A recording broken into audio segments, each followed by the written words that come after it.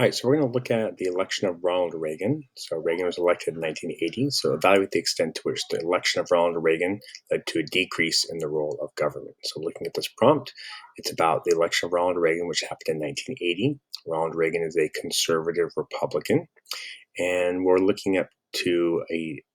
thinking about how the role of government decreased under Ronald Reagan, how much that was due to Reagan being elected. Okay, so first I want to start with some context, some background information, because the prompt is about led to, so let's focus on the effects. Right now I'm going to start by talking about the causes, which are kind of context for Reagan's election. So prior to Reagan's election, prior to 1980, there was a perception that the United States was kind of weak in foreign policy. The U.S. had withdrawn from Vietnam, and that had been a very tumultuous and troublesome war, one which the U.S. had lost. We also had the Iran hostage crisis, there were Americans that were held for over a year in the American embassy in Iran, and the rescue attempt that the United States tried to do was a disaster. You had helicopters crashing into each other, so the U.S. military looked kind of incompetent. On top of the loss of Vietnam, you also have the OPEC countries kind of controlling the oil supply, and you have this oil embargo where gas prices went very high in the United States. So overall, there was a perception that the United States was kind of weak when it came to foreign policy.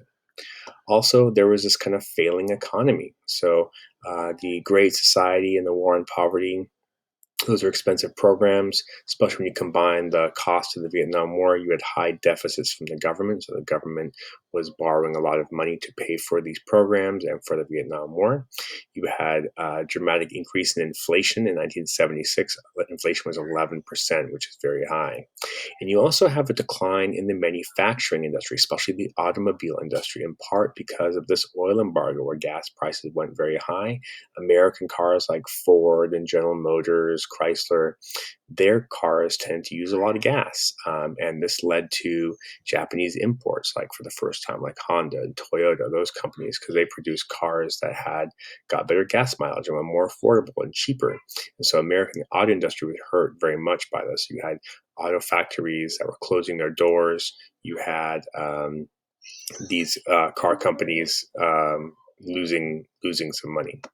The third thing is there was a kind of a change in social values as well.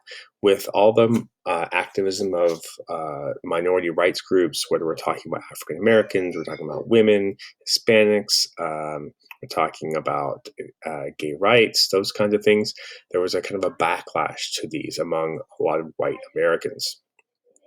And so there was a sense that the country was kind of going too far to protect these minority rights. Also, there was the rise of the evangelical Christians. So you have groups like a group called the Moral Majority, led by a guy named Jerry Falwell, and they are strongly opposed to the Roe versus Wade Supreme Court case in the 1970s that legalized abortion in the country. And so this rise of evangelical Christians saw the country as kind of going in the wrong direction and wanted to kind of put it back on that path. There was the isolation of the suburbs still, particularly in Orange County, right? Orange County was kind of a leader of this idea of the growth of suburbs and who is moving to the suburbs.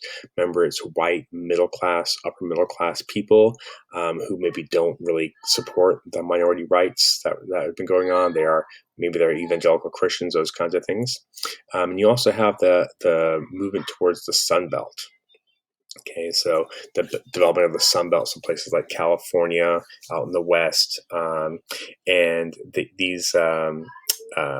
the growth of housing in these places, there was a resistance to some of the environmental laws that had been passed in the 1970s for part like protecting land and stuff. And so it's like, well, we need room for people to build for houses to be built. And so there was an opposition to those environmental laws. Okay, so that's all kind of context what's happening. There's social things that are happening that's kind of drawing the country to be more conservative. There's economic things and there's foreign policy things. So all these things in the 70s are making the United States kind of seen as kind of like weak in some ways. Okay, so Reagan gets elected in 1980. In the middle of an economic recession.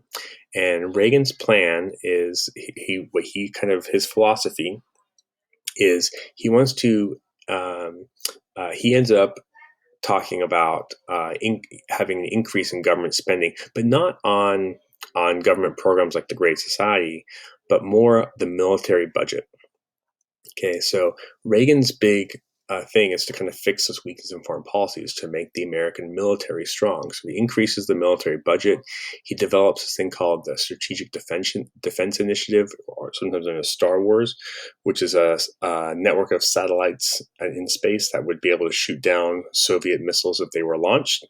But this is a very expensive program because nothing had ever been tried like that before.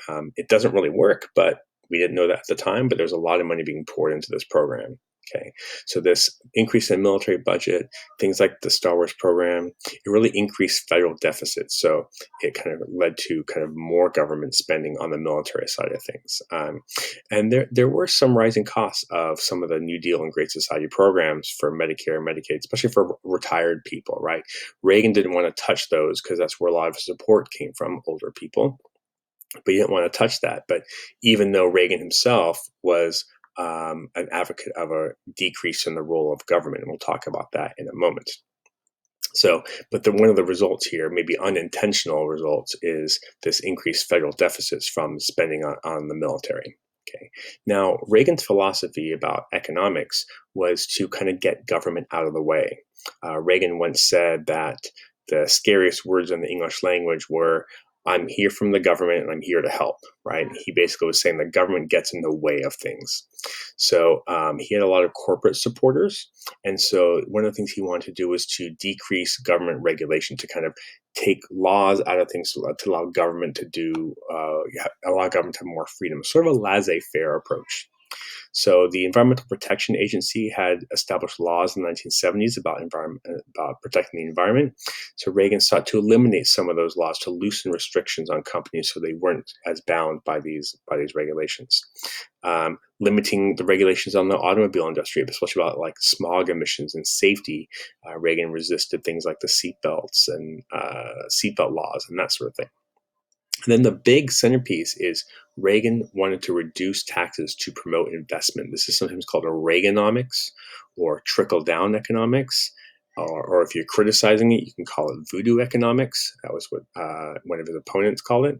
And the idea was that Reagan said that if you reduce taxes on the wealthiest people who owned businesses and that sort of thing, they would then use that money that they saved on taxes and they use it to expand their business by hiring more people, investing in their business, and expanding the economy.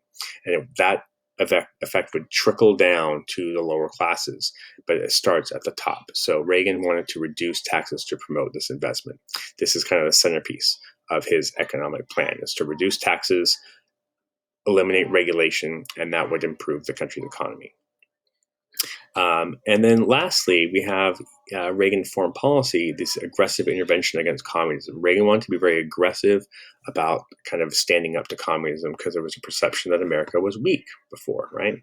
So he supported the Contras, who were a anti-communist group in Nicaragua, even going so far as to legally fund them in the Iran-Contra scandal, where he would sell weapons to Iran and that money would be used to fund the Contras, even though Congress had said not to do that. He invaded the island of Grenada to stop communist expansion.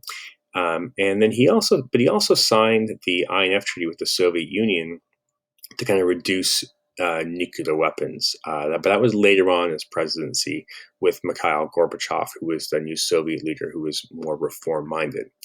And I think it's important to remember that part of the aggressive intervention against communism was this increased military budget, increased military spending, and the development of the Strategic Defense Initiative as a missile defense system. Okay, so Reagan does all these things as president here. So did that reduce the role of government in some ways? Yes, right? The regulations, taxes, that sort of thing. But in other ways, no, right? Increased military budget, federal deficit, those are all things that are like more government, okay? So it gets kind of more complicated here than that. Now, Reagan, as the president during the Cold War, he gets kind of given credit for winning the Cold War because the increased military budget, he built up the military, which means the Soviet Union had to keep pace with that. And eventually the Soviet Union could no longer afford to do that. And that's one of the reasons why the Soviet Union collapsed. He also makes a very famous speech at the Berlin Wall, urging Gorbachev, the leader of the Soviet Union, to tear down this wall. So, and that eventually does happen.